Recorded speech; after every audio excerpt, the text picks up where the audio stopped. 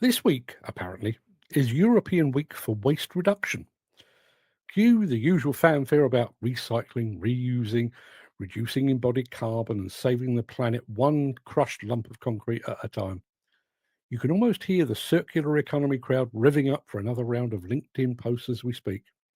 Now, don't get me wrong, I'm all for reducing waste. I'd love to see more steel reused, more materials diverted from landfill, and more intelligent thought given to what happens once the demolition dust has settled. But let's be honest, when most of us in demolition or construction hear the words waste, we don't picture a skip full of reusable rubble. We picture the other kind of waste, the kind you can't put into a recycling bin, the kind that's quietly bleeding this industry dry. Let's start with time, because if there's one thing this industry knows how to waste, it's that. We've somehow become an industry where every minor task requires a meeting, then a follow up meeting, then a debriefing, then an email summarizing the debriefing. Somewhere along the line, we've convinced ourselves that sitting in a room talking about work is work. It isn't. I've been in meetings that could have been dealt with in a 30-second phone call. I've been in progress reviews where the only progress was how fast the biscuits disappeared. And the bigger the contractor, the worse it seems to get. Some of them have turned project management into performance art, layers upon layers of planners, coordinators, and managers, all managing each other. Yet somehow the guy on the machine still doesn't know if he started tomorrow or next week. Meanwhile, sites sit quiet because a decision that should have taken 10 minutes is stuck in a 4 week approval loop. But it's fine because everyone's calendar's full and full calendars look productive, right? Then there's manpower waste. You'd think with skill shortages, aging workers, and labour costs through the roof, we'd be treating our site staff like the precious resource they really are. Instead, we continue to send men and women to site when there's no actual work ready for them. They travel an hour, 2 hours, sometimes even more, only to be told we're waiting on a permit, the drawings aren't signed off yet.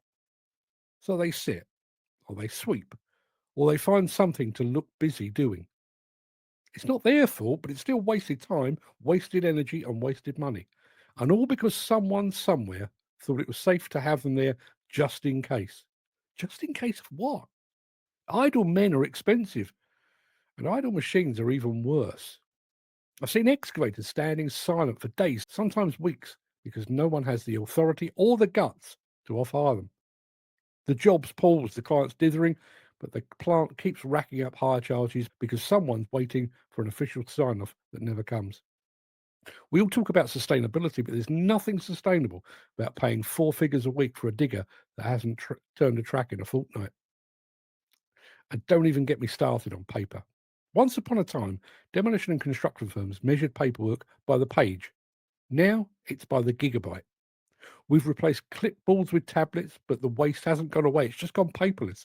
And if anything, the switch to digital has actually made things worse. Paper was expensive, so only those that specifically needed the paperwork were granted access. Today, every man and his wife is copied in on everything. Now, admittedly, sending documentation about the place doesn't cost a dime, but it costs time for every recipient to stop, read, and realise it has nothing to do with them. A lot of it isn't about improving safety or efficiency either. It's just about protecting backsides, just in case something goes wrong. We worship at the altar of the compliance gods, praying that our risk assessments and daily briefings will shield us from criticism or prosecution. But safety doesn't come from paperwork. It comes from people who know their job and they're trusted to do it. You can't template common sense. All this bureaucracy doesn't just waste money, it wears people down. Good people, the kind who used to thrive on solving problems and getting things done, are now spending half their days chasing signatures and filling out spreadsheets. The passion that got them into the industry in the first place slowly ebbs away. You can see it in the site managers who stop pushing back, in the supervisors who've given up suggesting improvements because it just gets lost in the system. You can see it in the plant operators who roll their eyes when another safety campaign rolls out with a new slogan, but the same old issues underneath. We talk endlessly about mental health in construction, and rightly so. But maybe part of the problem is that we're grinding down people with process. We've replaced pride in the job with fear of missing a form. and you can't recycle morale once it's gone.